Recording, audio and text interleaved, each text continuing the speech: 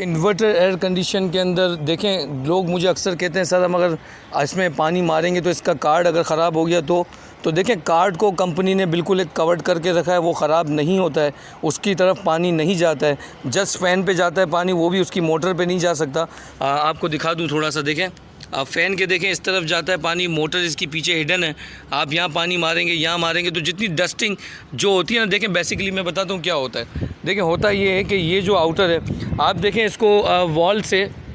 से देखें कितना दूर रखा गया है, तकरीबन 2-3 बाल इंच का फ़र्क आ रहा है, 2 बाल इंच का फ़र्क है। अगर ये आउटडोर यूनिट जो है इतना दूर नहीं होगा या कम से कम 10 इंच का फ़र्क नहीं होगा तो प्रॉब्लम आपके लिए ये बनेगा कि इसकी जो सक्शन होता है यहाँ से ये एयर खींचता है तो ये सक्शन बंद हो जाएगा। तो जब सक्शन बंद हो जाएगा कूलिंग पे ये भी फ़र्क आएगा, इस चीज़ का ख्याल रखा करें, ठीक है। आपको ये एरिया तकरीबन 2 बाल इंच या 1 बाल इंच के करीब इसको ओपन रखना है या 15-20 इंच इसको दूर रखना है। देखें आपको नज़र आ रहा है वो आउटर भी, उस पर भी हमने स्पेस दिया है, यहाँ पर भी स्पेस दिया है। सेकंड चीज़ जो आपको बहुत ज़रूरी होती है अपने आउटर जब भी इंस्टॉलेशन करवाते हैं, कोई टेक्नीशियन इंस्टॉल करके देता है, आपको ये देखना होता है कि यहाँ पर जो है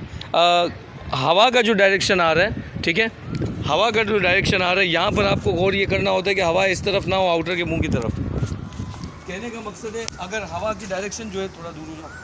अगर हवा का डायरेक्शन जो है आपका ऐसा आ रहा है और आउटर ऐसा लगा हुआ है, जब हवा ऐसी इसके पर के ऊपर आके लगेगी तो कम कूलिंग की वजह ये भी होगी और कंप्रेसर जलने का खतरा भी रहेगा, कंप्रेसर बार बार ट्रिप भी इसी वजह से होगा। क्योंकि देखें होता क्या है, ज़्यादातर लोग छतों पे आउटर रखते हैं, जब छतों पे आउटर रखा जाएगा हवा जब एसी आके लगेगी तो इसी की हवा रिटर्न जाएगी, यानी जो गर्म हवा आपका थ्रो कर रहा होगा आउटडोर यूनिट जो मेंटेन कर रहा है उसको, वो गर्म हवा रिटर्न उसके कंप्रेसर के पास जाएगी और वो उसको ट्रिपिंग की रीज़न बनेगा, ठीक है।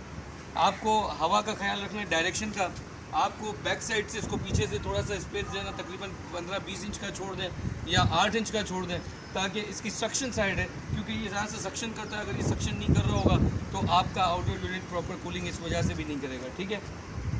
आउटडोर यूनिट को पानी लगाना हो, यहाँ से भी आप पानी लगाएं, यहाँ से भी लगाएं, यहाँ से भी लगाएं, नो इशू, आप इजीली लगा सकते हैं। इससे सर्किट कार्ड ख़राब होने का कभी भी खतरा आपको नहीं रहेगा। होप ये इन्फॉर्मेशन आपके